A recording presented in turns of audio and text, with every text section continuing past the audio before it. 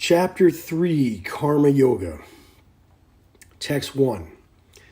Arjuna said, O Janardana, O Keshava, why do you urge me to engage in this ghastly warfare if you think that intelligence is better than fruit of work? My intelligence is bewildered by your equivocal instructions. Therefore, please tell me decisively what is most beneficial for me. The Blessed Lord said, O sinless Arjuna, I have already explained that there are two classes of men who realize the self. Some are inclined to understand him by empirical philosophical speculation, and others are inclined to know him by devotional work. Not by merely abstaining from work can one achieve freedom from reaction, nor by renunciation alone can one attain perfection. All men are forced to act helplessly according to the impulses born of the modes of material nature. Therefore, no one can refrain from doing something, not even for a moment. One who restrains the senses and organs of action, but whose mind dwells on sense objects, certainly deludes himself and is called a pretender. On the other hand, he who controls the senses by the mind and engages his active organs in works of devotion without attachment is by far superior. Perform your prescribed duty, for action is better than inaction. A man cannot even maintain his physical body without work. Work done as a sacrifice for Vishnu has to be performed, otherwise work binds one to this material world. Therefore, O son of Kunti, perform your prescribed duties for his satisfaction, and in that way you will always remain unattached and free from bondage. In the beginning of creation, the Lord of all creatures sent forth generations of men and demigods, along with sacrifices for Vishnu, and blessed them by saying, Be thou happy by this yajna sacrifice, because its performance will bestow upon you all desirable things. The demigods, being pleased by sacrifice, will also please you, thus nourishing one another. There will reign general prosperity for all. In charge of the various necessities of life, the demigods, being satisfied by the performance of yajna sacrifice, supply all necessities to man. But he who enjoys these gifts without offering them to the demigods in return is certainly a thief. The devotees of the Lord are released from all kinds of sins because they eat food which is offered first for sacrifice. Others who prepare food for personal sense enjoyment verily eat only sin. All living bodies subsist on food grains, which are produced from rain.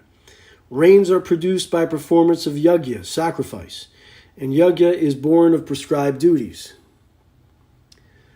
Regulated activities are prescribed in the Vedas, and the Vedas are directly manifested from the Supreme Personality of Godhead. Consequently, the all-pervading transcendence is eternally situated in acts of sacrifice. My dear Arjuna, a man who does not follow this prescribed Vedic system of sacrifice certainly leads a life of sin, for a person delighting only in the senses lives in vain. One who is, however, taking pleasure in the self, who is illumined in the self, who rejoices and is satisfied with the self only, fully satiated, for him there is no duty. A self-realized man who has no purpose to fulfill in the discharge of his prescribed duties, nor has he any reason not to perform such work, nor has he any need to depend on any other living being. Therefore, without being attached to the fruits of activities, one should act as a matter of duty, for by working without attachment, one attains the supreme. Even kings like Janaka and others attain the perfectional stage by performance of prescribed duties. Therefore, just for the sake of educating the people in general, you should perform your work. Whatever action is performed by a great man, common men follow in his footsteps, and whatever standard he sets by exemplary acts, all the world pursues. O son of Pritha, there is no work prescribed for me within all the 3 planetary systems, nor am I in want of anything, nor have I need to obtain anything, and yet I am engaged in work. For if I did not engage in work, O Partha, certainly all men would follow my path. If I should cease to work, then all these worlds would be put to ruination. I would also be the cause of creating unwanted population, and I would thereby destroy the peace of all sentient beings. As the ignorant perform their duties with attachment to results, similarly the learned may also act, but without attachment, for the sake of leading people on the right path. Let not the wise disrupt the minds of the ignorant, who are attached to fruitive action. They should not be encouraged to refrain from work, but to engage in work in the spirit of devotion. The bewildered spirit soul, under the influence of the 3 modes of material nature, thinks himself to be the doer of activities, which are in actuality carried out by nature. One who is in knowledge of the absolute truth, O mighty armed, does not engage himself in the senses and sense gratification, knowing well the differences between work in devotion and work for fruitive results. Bewildered by the modes of material nature, the ignorant fully engage themselves in material activities and become attached.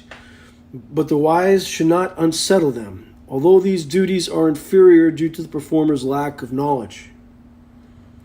Therefore, O Arjuna, surrendering all your works unto me, with mind intent on me, and without desire for gain, and free from egoism and lethargy, fight.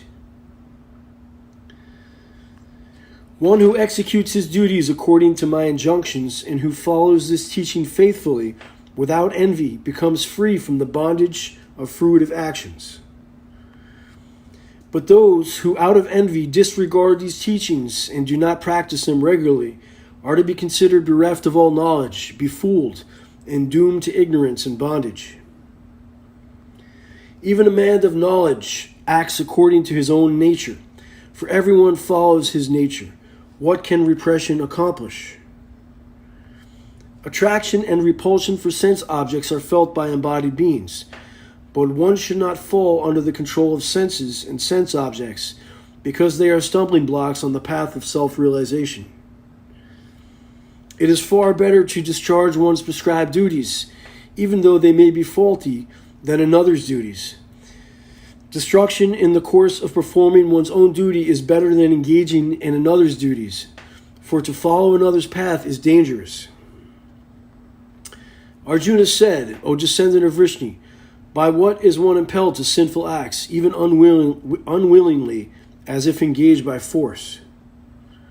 The blessed Lord said, it is lust only, Arjuna, which is born of contact with the material modes of passion, and later transformed into wrath, and which is the all-devouring sinful enemy of this world. As fire is covered by smoke, as a mirror is covered by dust, or as the embryo is covered by the womb, similarly the living entity is covered by different degrees of this lust. Thus, a man's pure consciousness is covered by his eternal enemy in the form of lust, which is never satisfied and which burns like fire. The senses, the mind, and the intelligence are the sitting places of this lust, which veils the real knowledge of the living entity and bewilders him. Therefore, O Arjuna, best of the Bharatas, in the very beginning curb this great symbol of sin, lust, by regulating the senses, and slay this destroyer of knowledge and self-realization. The working senses are superior to dull matter. Mind is higher than the senses. Intelligence is still higher than the mind, and he, the soul, is even higher than the intelligence. Thus, knowing oneself to be transcendental to material senses, mind, and intelligence, one should control the lower self by the higher self, and thus, by spiritual strength, conquer this insatiable enemy known as lust. End of chapter 3.